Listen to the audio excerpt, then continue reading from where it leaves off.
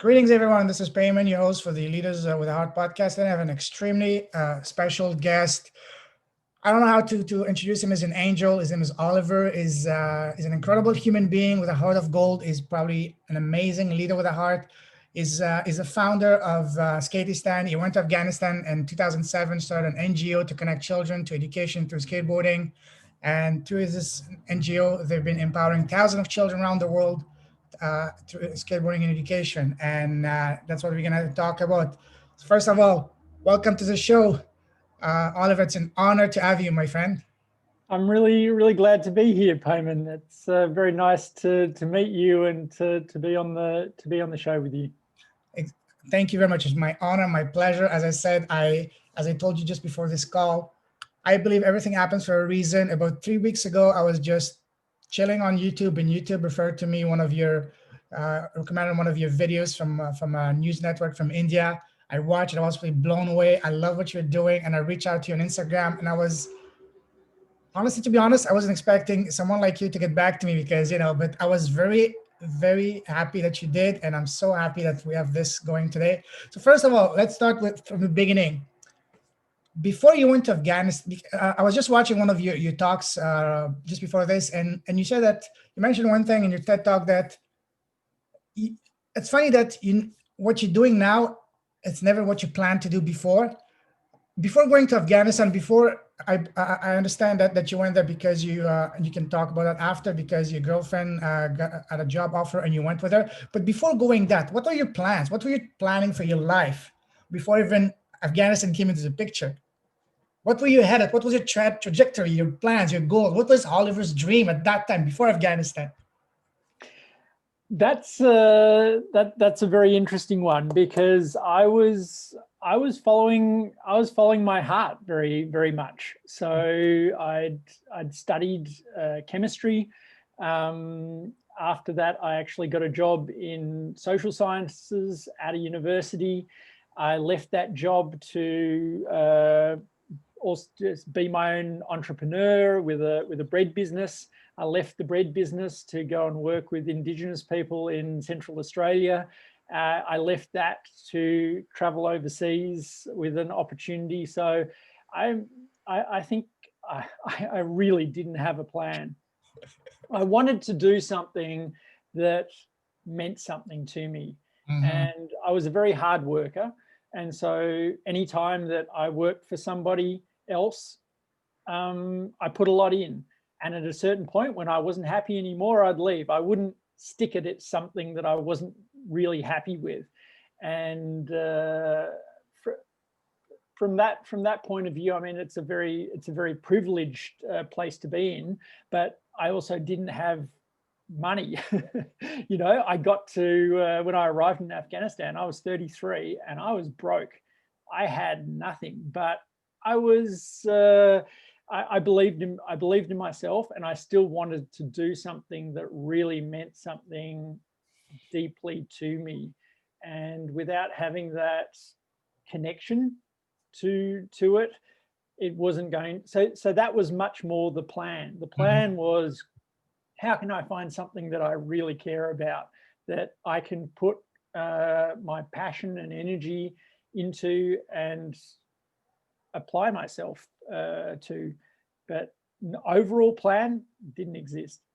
It's funny because whatever we plan, there's like 90% chance that that's not going to pan out, and that something else pans out. That a lot of time it's something completely unexpected, like for you. So for example, for you, when you had this opportunity to go to Afghanistan, what was your family's reaction when you told them, hey, guess what? I'm going to Afghanistan. Did they think you're completely out of your mind to go to one of the most dangerous places in the world? I didn't tell my family. I was actually living in I was living in Morocco at the time. Oh wow! And my girlfriend had just finished a master's degree in international development, and she was applying for different jobs in different places. And there was a job offer in Afghanistan, and there was a job offer in Nepal. And I said, go for Afghanistan. I want to go to Afghanistan. And I think it was a Time magazine article from during the time when the Taliban were in control, and I read something about radios being banned and kite flying being banned. Wow, yeah. And this was something that really struck me. It was just like, how can you stop people from flying a kite? Like, I understand about controlling media, and but to stop people doing sports or to do activities that gave them so much, you know, had so much cultural connection and that were fun, that just it was just something that really caught my attention, and it really lived in the back of my mind. It's like, oh, what is this country, Afghanistan? This is it was really something that I was completely fascinated by.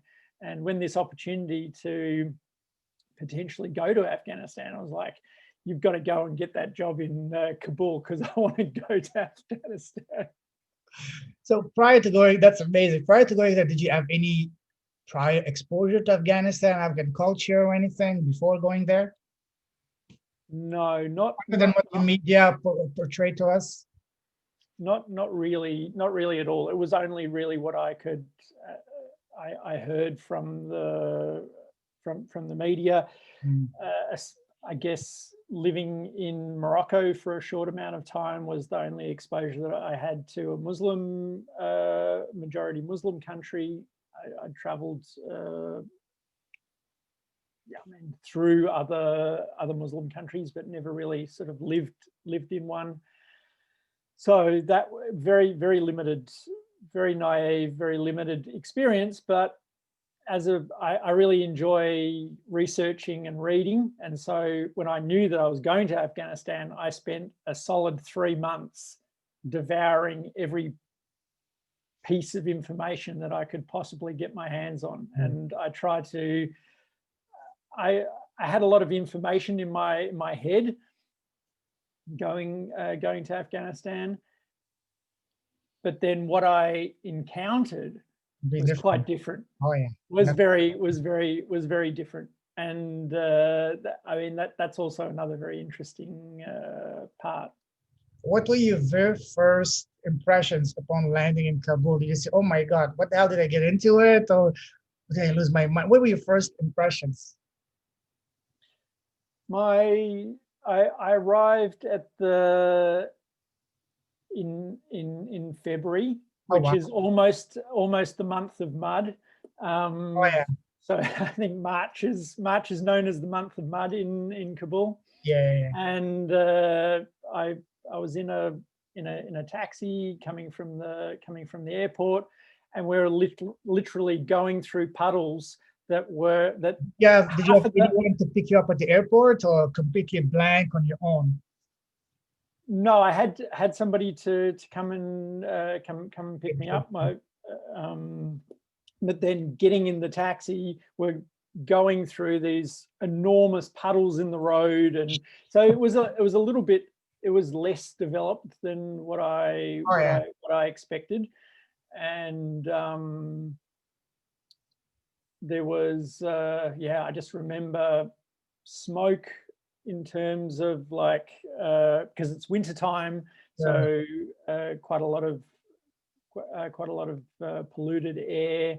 I remember seeing donkeys carrying, with carts on the back, and it was just like, wow, like this is. And then just the roads that were completely underwater, and the taxi had to somehow get through get through, and just wanting to, being totally fascinated. But I definitely remember the smell of things being burnt for people to keep warm, to cook with. They were my first. We left when I was 3.5, 4-year-old, but that's one of my dreams. I've been in a lot of countries. I lived in 10 countries and 4 continents, speak 6 languages. I've been privileged to travel. But the one place I really want to go back is Afghanistan. But I hope it's going to get better after that. So once you arrived, you were born in Kabul? Yes, I was born in Kabul. My father just a little bit of background about us. My father did his studies in the French school in Polytechnic. Kabul. No, in what's the name of the French school in Kabul? Forgot. Istiklal. Istiklal, yeah, he did this, and then he got a scholarship to go study in France. He did that, and then upon returning, he worked as a geologist, archaeologist. So I'm talking back in the 60s and 70s. Mm-hmm. So he did that. He loved it, and then after that, when the Soviets invaded, he had, that the communists were looking for to basically to disappear all the intellectuals. My father was a prime target. So he left as soon as he got a contract to go back to France. He left. He never came back because he had to save his life. So yeah, I haven't been there. So once you left, after how long? So once you got there, you go for another job. Did you have a job lined up too, or you were just on an adventure? No, I didn't have a job. I didn't have a job lined up. I wanted to get a job as soon as possible, Mm-hmm. and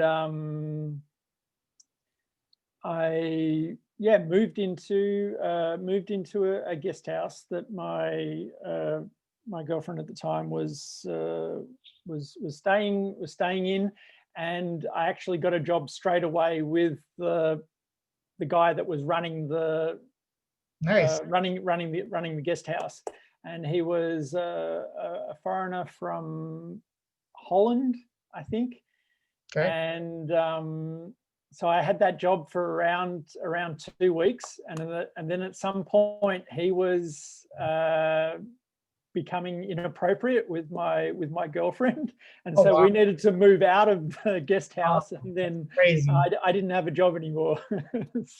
So and the very first I made a very amateur move on my very first day in that job. I was wearing a showa kameez, and as I got out of the car, I didn't make sure that I made sure that I step out step out widely, because there's always mud on the outside of the car. yeah. And so as soon as I got out, I had this big strip of mud going across the back of my my clothes. And that's how you can see a beginner on the streets of Kabul. they have the strip of mud that goes on the back of their thighs. So and so when you first went to Afghanistan, I understand you took with you 3 skateboards, right? Mm-hmm. Why 3? I was living in I was actually in Germany when I on the way to travel to Kabul, and I was living with a professional skateboarder, and he had he'd get lots of free skateboards to use as a pro. And I said, well, I'm going to take my skateboard, but maybe I should bring some more just in case some other people want to skateboard together with me. And I wasn't really thinking about skateboarding with Afghans. I was thinking that maybe there's some other foreigners that already skate and that we could then skate together or something like that. That was it.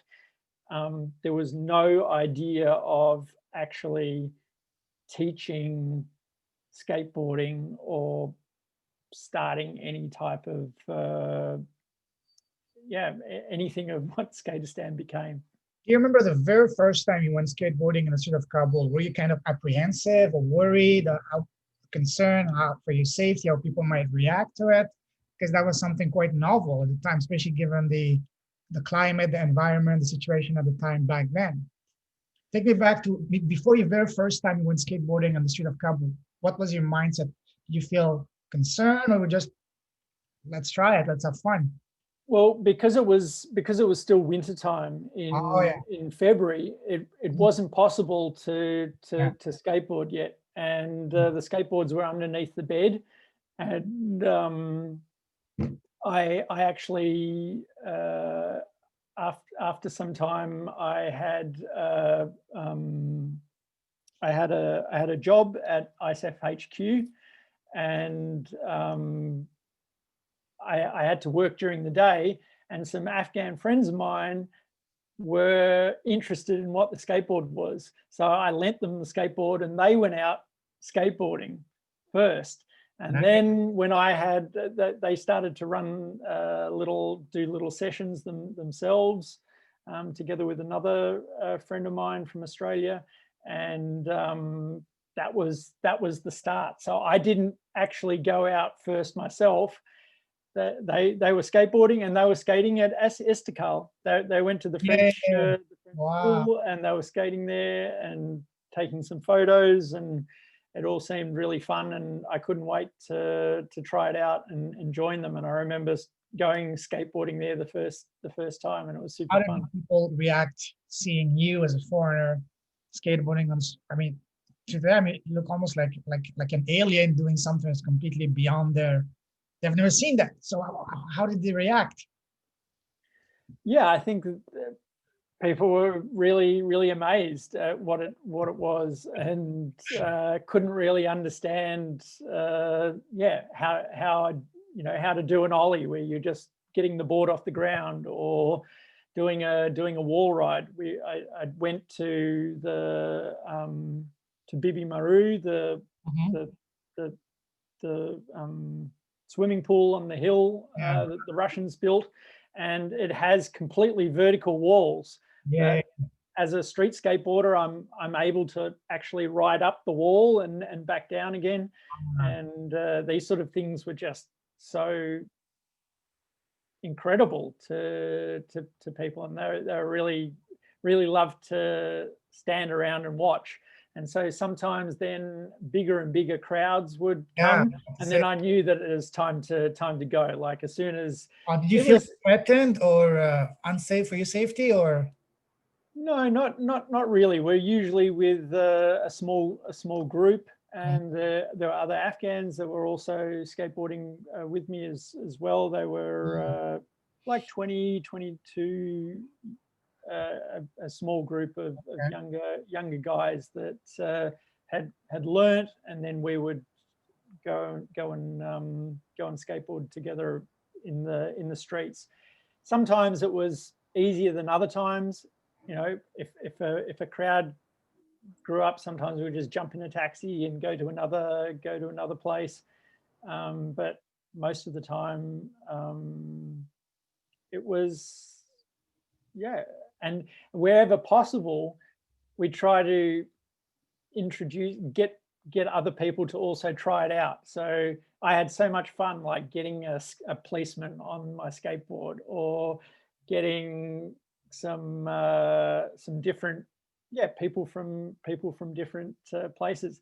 I think there was a time that we were at Bibi Maru, and there were some people that were not from Kabul, and when we took photos of them on the skateboard, they got very worried, and I was like, okay, this kind of seems like you might be a fighter for somebody that is on holiday in Kabul. You do whatever you want, and you're free, but if you really don't want a photo of yourself, it seemed like we got quite a broad range of people onto the skateboards. So when you first arrived in Kabul, even going on the street of Kabul must have felt like an incredible adventure for you. Did you at any time think of documenting the journey on a YouTube channel or anything like that back then? No, we shot little bits of video in different ways. There was no smartphones. So it was just 2007. It was really just trying to think how we were recording video. Somebody must have had small kit with camera, with a camera that then could record. Because I remember YouTube started in 2007, something like that. So So when you started going on the street, you had an increasingly larger and larger crowds. At what point did you have the idea that, hey, maybe let me do something educational, something with, there's a big demand, people love that. So how did it transition from just something that you're just doing for fun? And how, basically, what was the genesis of Skateistan? How did that start from that?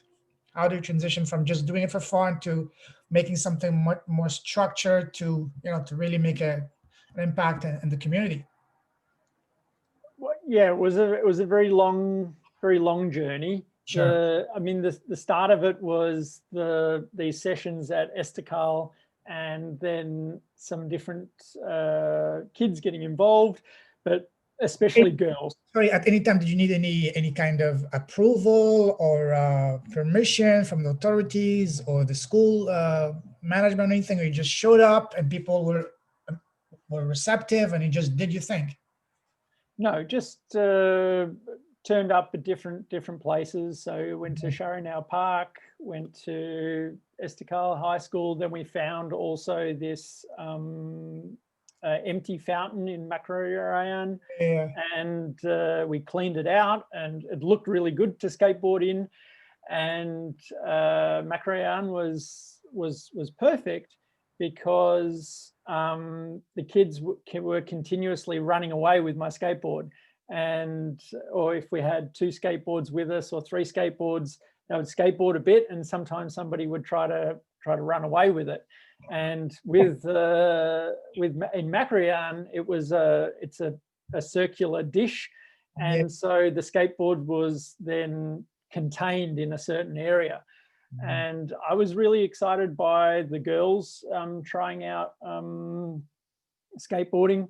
The fact that boys were interested in it was, I knew that was going to happen, and but the fact that girls were interested was super exciting to me, because the boys in the background, or the boys that were skateboarding, they belonged to a taekwondo club as well, or they played cricket, or they rode bicycles, or they did different, they played soccer. And it was pretty clear that you just didn't see girls playing any sports at all. And skateboarding seemed to be a little bit of a loophole, because people hadn't seen it. It didn't have any rules around it, whether girls could do this or not. And so within at Macrocosm, I started to do these regular sessions. And for me, what was really important was this potential of young people in the country. I think that is something that I've always believed in, the potential of youth, and what that can, listening to youth, and what that can do. And the fact that in Afghanistan, half of the population is under the age of 15 is incredible. Yeah. It's such a young population. And so I focused on girls, and I focused on youth under the age of 15 or 16. So did you get any kind of resistance from parents? Because especially in Afghanistan, girls are not supposed to, they're supposed to stay home, help with the household chores. They're not even allowed in most cases to go to school. So did you get any resistance from the parents or from the people around? Or even, for example, let's say you're having a class outside, and some man or whatever, like very traditional old type of mentality, will say, "You girl, go back to home. You're not supposed to be here." Did you encounter any such animosity or hostility from, say, the more older males, and not necessarily from family, but people lingering around and things like that? Definitely people watching what was going on, and I guess making up their own decisions, but people didn't necessarily directly interfere.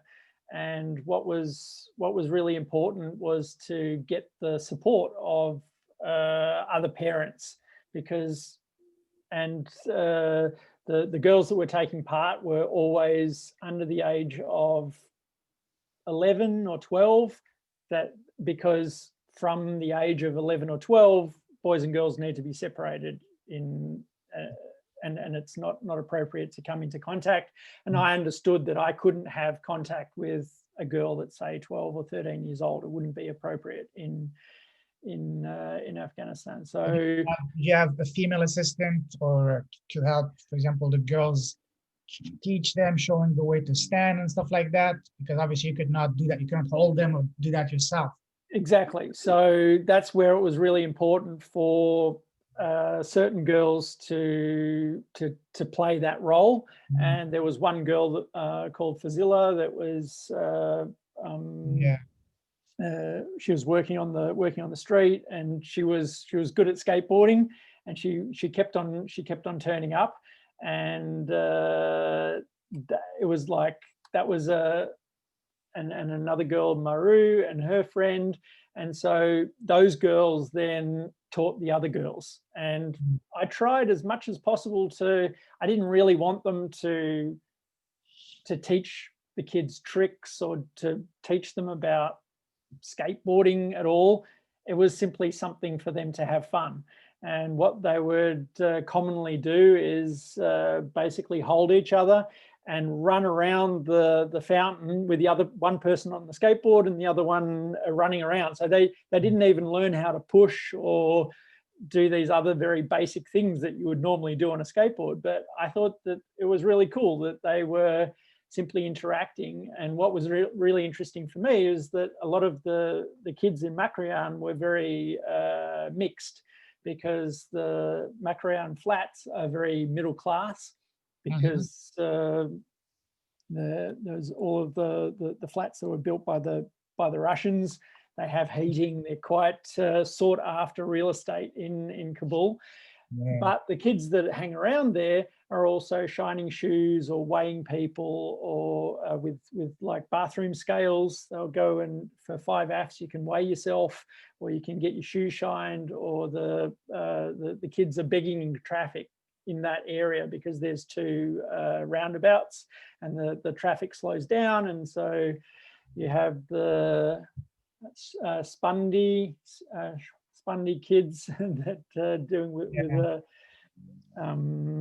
begging from the people in the traffic. So what was exciting for me was to see these kids from different backgrounds, these very poor kids that were working on the street, mix with these middle-class kids from the Macryan flats. And the girls were much better at mixing than the boys. The boys formed 2 groups. There were the more well-off kids that came from more educated families and richer families, and then there were the I guess the rougher, poorer kids, but the girls, they all mixed. They mixed quite quickly together, and this really got me thinking, because I had from my time working as a social scientist in Australia, I worked a lot on disasters and how to basically rebuild after a disaster, and a lot about how do you build resilience, and then also mixed in with my experience working with Indigenous populations in Australia, just seeing the lack of trust between Indigenous Australia and white Australia is huge. There's huge lacks of trust, lack of trust. And it doesn't matter how much money you put into that system. If you don't have trust, you're not going to have a result. And I saw the same thing sort of playing out in Afghanistan. You had huge amounts of financial capital, but there was very little social capital between people. Didn't trust each other. And for things to change, there needed to be trust built between different ethnicities. There needed to be trust built between foreigners and Afghans. There needed to be trust built all around. And in this tiny little microcosm of the skateboard space in the fountain in Macryan, I saw trust being built before my eyes.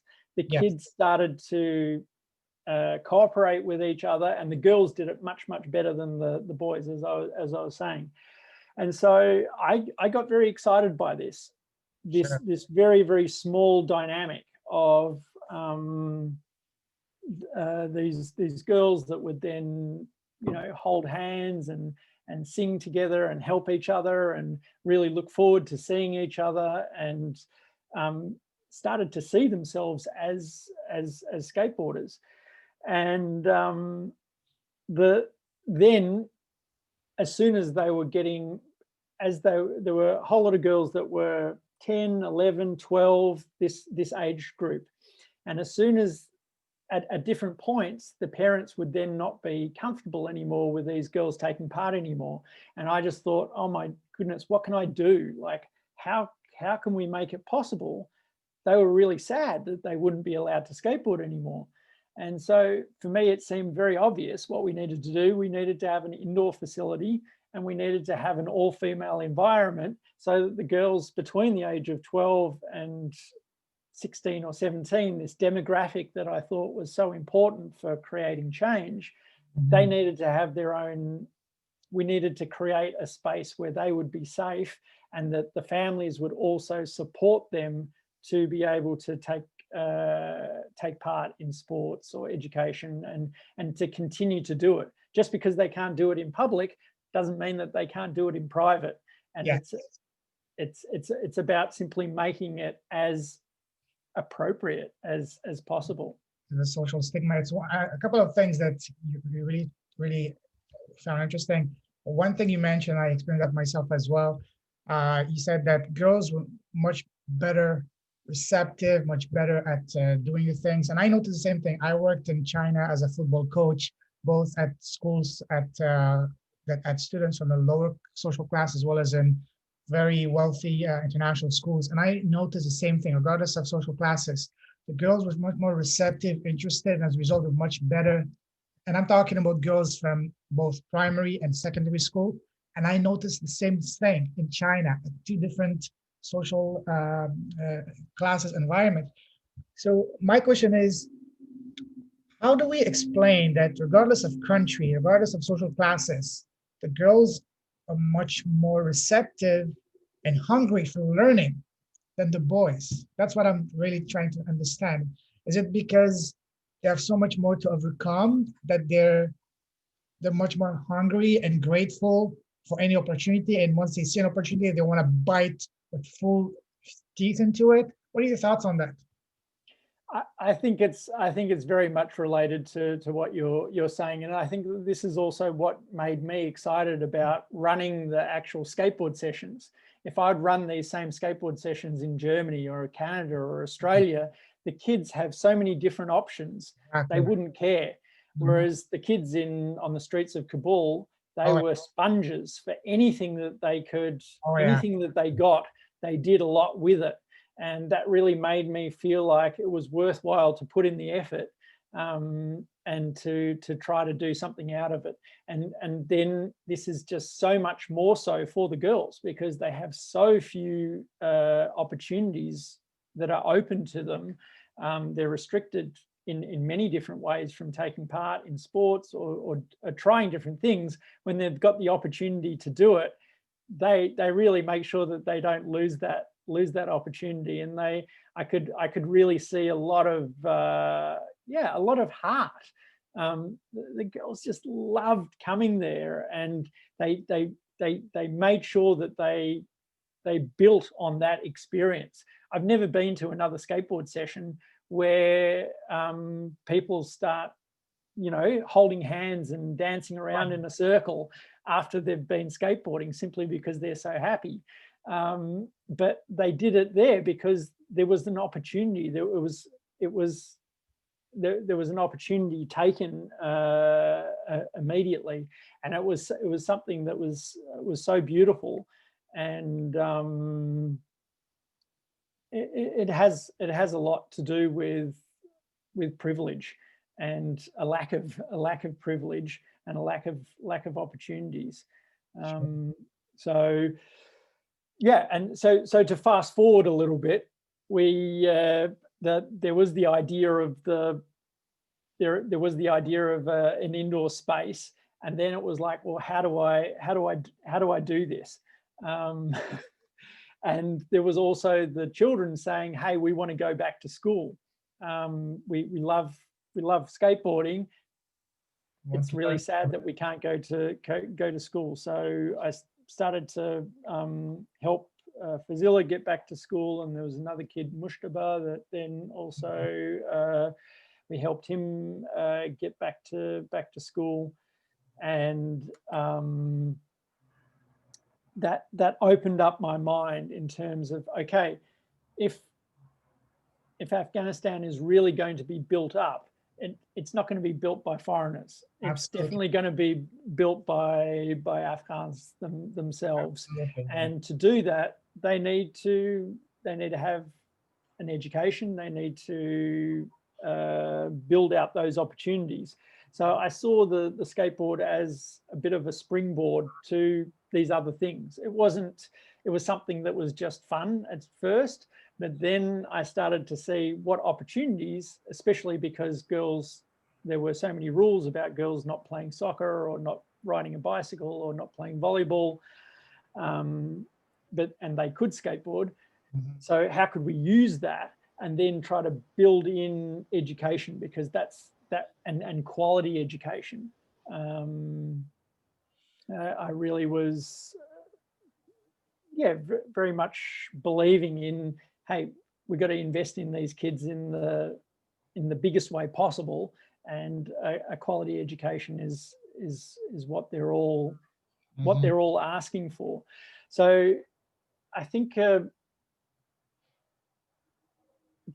the way that this all came about was essentially from the kids. Yeah. I didn't go to Afghanistan with the idea of starting an NGO or starting a skateboarding school or even teaching skateboarding to kids. The kids asked for my skateboard. They wanted it. They asked to go to school. The 12-year-old girls that weren't allowed to skateboard anymore, they asked to be able to continue to be able to do it. And I simply followed what they were asking for. And I think that this is a big gap in international development, where there are these ideas that are forced top down on communities, on different populations, of certain things that have worked in other countries, but might not actually be relevant or useful to in a place like Afghanistan.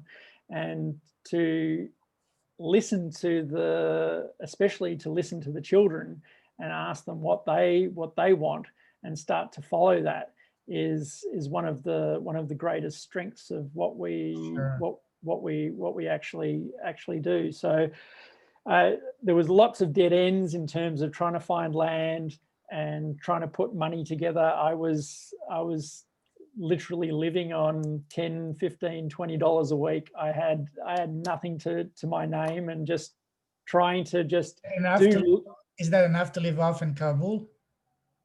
Yeah, because I had we had a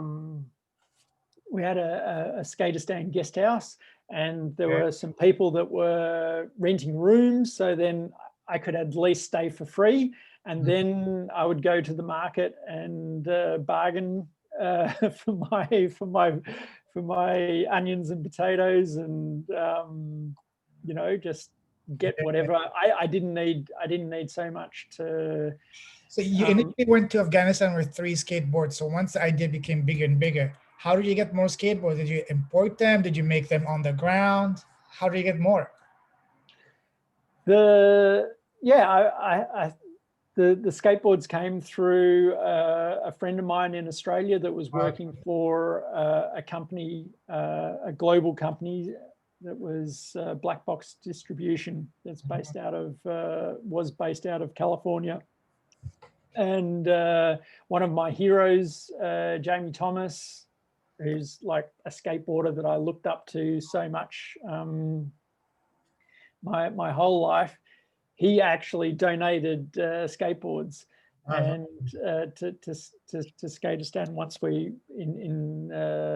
at the end of 2007. So that was that side of it was solved, but getting the skateboards to Afghanistan was always really tricky, and I was literally always just, yeah, we got one shipment in 2008, but I never gave any skateboards out, so we could that was simply just something that was lent to the kids, and then I take them back. Here's something interesting that just came to my mind is that one amazing thing that could be, that I don't know how feasible that is. For example, you could teach these kids, especially the ones that are a bit older, say 15 and above, how to make the skateboards. Basically, to teach them a trade, teach them to basically create their own jobs in a way, and eventually maybe sell those and export those. I'm talking as an entrepreneur here, you know.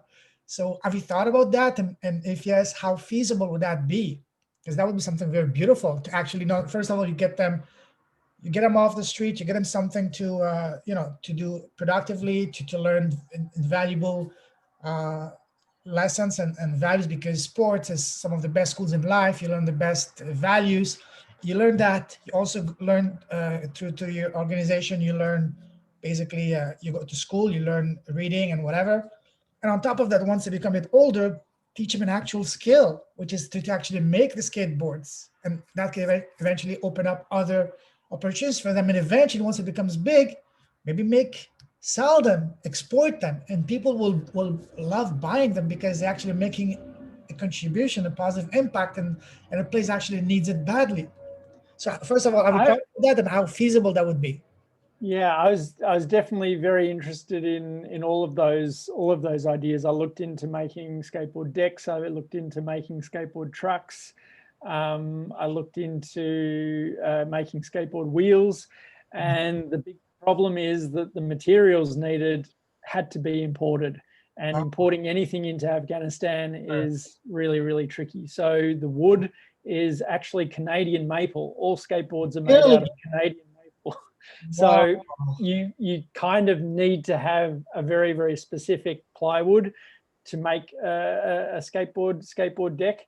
And so it's simply a landlocked country that has a lot of corruption in terms of importing and exporting. And it just, I looked at many different things like that. So we try to do some more basic projects where the skateboards were already pressed, and then they could cut them out themselves, for example, and finish them with painting or sanding and painting and cutting. Like, there were certain elements of production that we could do, and certain ones that seemed to be a little bit harder. But it doesn't mean that it can't be done in the future. And I mean, something else that we thought of is what could be done in terms of reusing materials in Afghanistan, especially materials from war. So could you, take a tank or a gun or something like this and melt it down and turn it into a certain skateboard part from Afghanistan? I think that would make a very, very unique and amazing object. So there are definitely some ideas around that there, but we haven't really nailed it. So where we got to in terms of what the next step was getting a piece of land. I played soccer with an Afghan German friend of mine, who's Afghan, that lived in Germany for a long time, and we communicated in German actually. And so we always played soccer together on the weekend, on Fridays. And he had gone to high school together with the brand new incoming president of the Olympic Committee, who was General Zaid Akbar. And General Akbar, had a pretty big role in the civil war that happened in Kabul. It came into this, was very passionate about sports, and his son was a rollerblader. And so when he heard about this idea to create an indoor hall with skateboarding ramps, and he got very excited about it. And then he came to Makrian, he saw what I was doing on the ground with the kids, and he was really impressed. And so it was a contact through. So that made that contact. We got a piece of land. I managed to get some larger donors on board. Actually, the Canadian government was the very first government donor to Skateistan. That's something that makes me proud. Actually, proud of our government for once doing something good. So very happy to hear that. So yeah, that was the Canadian government got on board, and then after that, the Norwegian government did it. So it was like I needed to crack the ice, and as soon as there was. What do you think? What do you think made the Canadian to be the first? Because I watched one of your videos, your speeches. You were saying that it took you a year and a half. You were pitching your idea nonstop for a year and a half until finally the Canadian government was the first to say yes. What do you think made the Canadian government to say, okay, screw it, let's do it? It was really just complete luck. I was in a cafe, and I was doing a Skype call, and I was on the call, and I was saying, hey, if I can't get at least $5,000 in the next little while, I'm just going to have to give up. And there was a journalist that was also sitting in the same room, and he overheard me, and he said, hey, I've heard about Skateistan. I want to help you. I've got a contact at the Canadian embassy, this guy, Michel Taché, and he organized a meeting with him. And I said the same thing. Hey, if I can't get $5,000 right now, I can't keep on going. Can you help me with this? And Michelle was open to this idea, and we put in a proposal actually for $15,000 in the end. And the Canadians, got involved. And as soon as the Canadians were involved with $15,000, you didn't funded the whole 15,000 or just the 5,000? No, the Canadians funded the full 15,000. Woo! Yeah. Oh, Canada, super proud of you. And then the Norwegians wanted to also get involved, but they wanted to outdo the Canadians, so they made it 30,000 that they would put in, and then I guess other governments also nice started to get involved. There was something through Nike also got a larger thing. And so we had this concept of a building. There was a building company that got involved and also put in their own money, 150,000 towards building it. And in 2009, in October, we opened the largest sporting facility for children in Afghanistan. That's and amazing. It was on the Olympic grounds. It had a skate park that was built by the best skate park ramp builder in the world, Andreas Schutzenberger, who came from Germany as a volunteer to build all of the ramps. And he built them all together with the kids that were skateboarding in Microcosm at the fountain. So we'd built up a community. We'd built up these all of these kids that were that helped build the ramps. We opened it. It was the best day of my life. It was absolutely incredible. Especially the eyes, the gratitude, the joy, the innocence of them having fun, forgetting about all their problems and issues, just getting into that. I mean, I know that's priceless. So and after that, you went ahead and opened. Currently, if I understand, you have 5 schools in Afghanistan, right?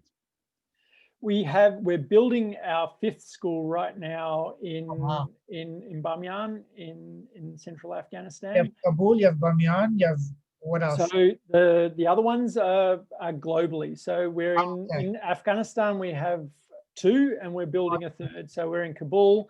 Then we also built in Mazar Sharif. So the school in Kabul has the capacity for around 600 children weekly.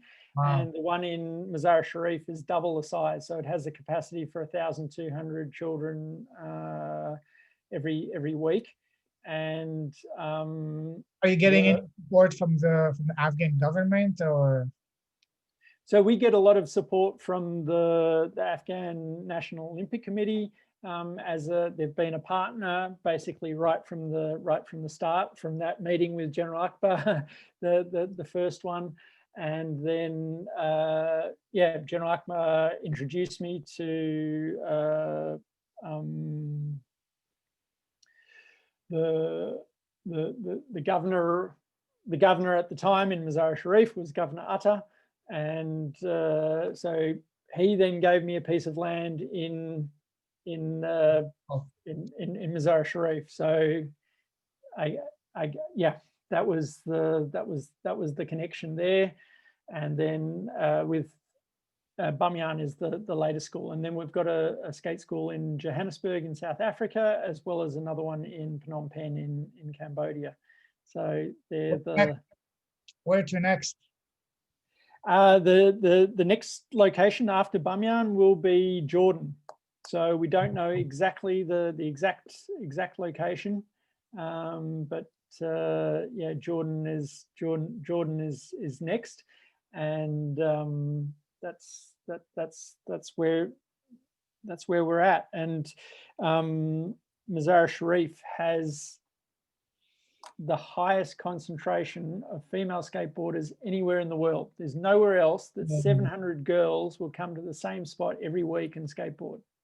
Not that I know of anywhere else. So, yeah, like a personal hidden dream of maybe forming or being behind this force of sending Afghan representative in an upcoming Olympics.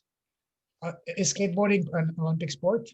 Yes, skateboarding will be an Olympic sport for the very first time at the next Olympic Games. So it was supposed to be this year, 2020, but it got pushed to 2021. So hopefully that can go ahead. And we did have some. We sent some skateboarders to a competition in China, wow. And they did quite well. There's a lot of competition in the Asian section. Sure. Because Japan is extremely strong and China is now starting to become stronger and stronger. So there's a lot of very high, very good skateboarders in Asia. Yeah. But I think it would be absolutely fantastic. Do you think you'll be able to send I don't know, maybe a few to Tokyo when the Olympics will resume this later next year? I don't know if it's going to work this time around, because they have to actually qualify, and that wasn't qualification or whatever. No, okay.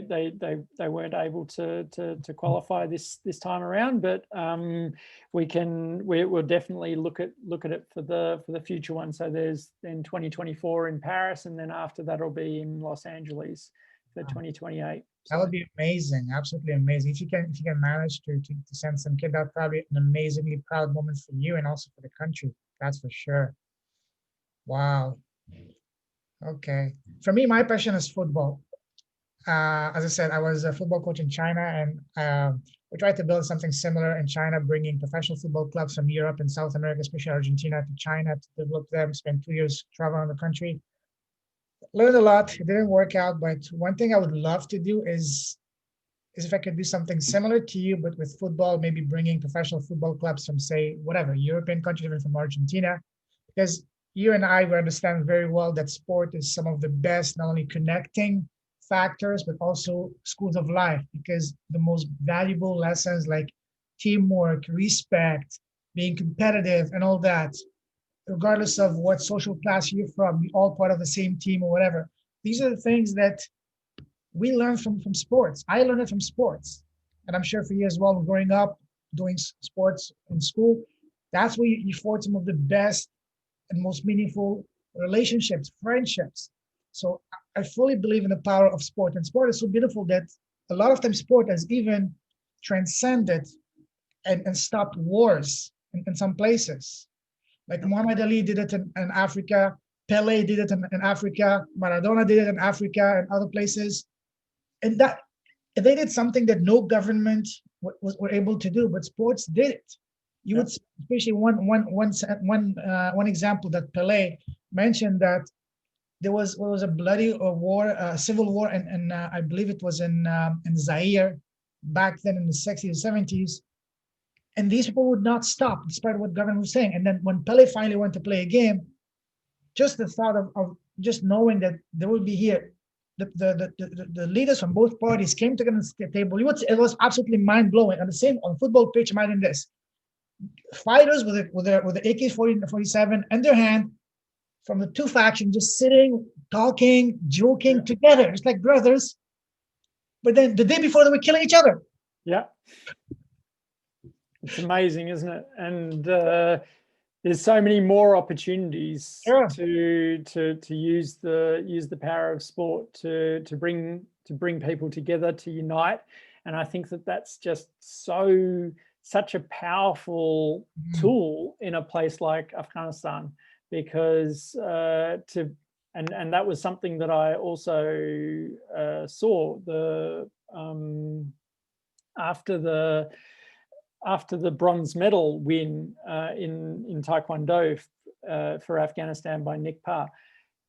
This was a time when you had all ethnicities on the street in Kabul celebrating together for this win for Afghanistan. Yeah. And it's almost never that something like that happens, where people from all different backgrounds, all different ethnicities come together either to get angry about something or to celebrate something. It's always divided. And sport was this one thing that can unite in no other way. And I really believe sport courses through the blood of every Afghan. It's something that connects people very, very, very well. And there is, it's a very powerful tool, and I've seen that, and I think it needs to be continued to be leveraged and to see what the true potential is, because I don't think we know the true potential of it. It can do so much more than what Skateistan's been doing, and all of those examples that you've given, which are absolutely amazing, but there's yet more power still. Sure, absolutely. I mean, as I said, sports transcends everything, brings people together like nothing else. Like the biggest event in the world is the Olympics and the World Cup, because they bring people from all over the place together. They don't, doesn't matter. And the example you said is beautiful, because you know it very well. Afghanistan, there were bloody civil war for the past 20, 30 years. People were killing each other. And then you said when that guy, I forgot his name, won the bronze medal in Taekwondo, they forgot all the divisions, all their hatred and all that. They were all under one flag. That's something that no government could ever dream of achieving, bringing people together in unity and unison. I mean, sport has absolutely unlimited power and potential. Absolutely agree with that. So just a little bit about what I'm doing. I'm going to be relocating to Argentina as soon as I possibly can. I'm going to launch a product. I'm an e-commerce guy. I want to do a leather product made from pure Argentinian leather product. And for each unit I will be donating one pair of eyeglasses to someone that needs it but can't afford it. First starting in Argentina, because that's where the product is made. But eventually I would love to expand. And obviously my ultimate dream is to help my country, my parents, Afghanistan. So yeah, that's something that I would love to discuss with you, to see how I would love to help you in that, whether with eyeglasses, because I'm sure there's a lot of kids that need eyeglasses. Sure. Whether with that or other ways we can even, I see a lot of other potential. I would be very happy to helping you, for example, launching your own Kickstarter product to sustain and to help you finance your bigger projects. That e-commerce, that's my field. I'm at a stage in my life that I'm building businesses, not for the sake of making money, but for the sake of, I want businesses that make an impact, business with a mission, with a purpose, with a heart. And that's what the name of this podcast is, Leader with a Heart. I bring people that are not just successful, but also contributing to help. And I had, if you look at the people that I interviewed, some of them are doing absolutely amazing. They're building walls in Africa. They're building schools in Cambodia and places like that. So, and that's one of the reasons I brought you in, because you, not only because you touch me as you help in my country, but also you're doing something that is meaningful. And that's what I want to do in my life from now on. And that's something I would love to discuss with you, because I would love nothing more than to help you and the people of Afghanistan. So maybe we can talk about that after. But yeah, I'm fully supportive of what you're doing. I will do whatever I can to help you spread your message here in Canada, in the US, and the Afghan community, however else I can, I will do it. And if you ever come to Canada, let me know. I would be glad to host events or whatever, so you can present and just spread your message, because you have an absolutely amazing message. You're doing God's work in this planet, in this world, and that more and more people need to know that, because a lot I'd of be time very, all we hear is just negativity, but there's a lot of beautiful things happening in the world. They're not getting the attention, the media that they deserve, that much more than all the negativity that we're being fed on a non-stop basis. Is yes, it's not, the world is not as good as it could be, but there's a lot of beautiful things happening, a lot of amazing people that are working in obscurity. Some of them, that are even risk their life, like you put yourself in a very dangerous situation. Afghanistan is not Kansas City, as we say, or Melbourne. It's not, we take for granted the safety. For example, in Canada is very safe. Same for you in Germany, but in Afghanistan, even for you to go there, it takes a special breed of person. It takes someone with the balls of steels, to go there. So that's beyond commendable. I can't thank you enough, brother. And so if someone wants to connect you and reach out to you, what's the best way to do so? So the best is to connect through our website and also on social media. So that's skateistan.org, or Skateistan on Facebook, on Instagram, on Twitter. That's SKATEISTAN. Put it in the show notes. I get you covered on that. Don't worry, I get it all here. And if anyone wants to help you with the project in Afghanistan or project in Cambodia or South Africa, anywhere, what's the best way to do so? Yeah, that's directly through the website to donate or become a citizen of Skateistan. So Skateistan means land of skate, or place of skate. So you can also become a citizen of Skateistan by donating a minimum of $10 a month. You become a sustaining member. This is something that really helps us to be able to do the work that we do, or to make a donation of whatever you can afford. We run 2 major campaigns per year, one in winter and one in summer. And we've got our current campaign is for Bamyan and for building the school and running the school over the next couple of years. So please consider giving to this campaign and supporting the work that we're doing. There's an amazing augmented reality. I'll send you the QR code so you can scan it and check out what we're doing in Bamyan. So check that all out. Donate to the campaign right now for Bamyan. That'll be absolutely amazing. And we always love to hear from every person that gets in touch, and it's very easy to do through the website or also over social media. And all the proceeds that people will give, they will go directly towards the cause. There won't be any, because one thing that I have an issue with giving money to charities is that a big chunk of it goes to pay administrative costs, which is basically to pay the salaries of executives and some office. A lot of people might be opposed to it, but in your case, I believe 100% of the proceeds go to the actual, school and actual people, correct? Absolutely. I mean, all of the work is important work that we're doing, and this is what it supports. And we've got lots of information on the website regarding our finances and how that all works. And you can be very, very sure that any donation to Skateistan is changing lives of children every single day.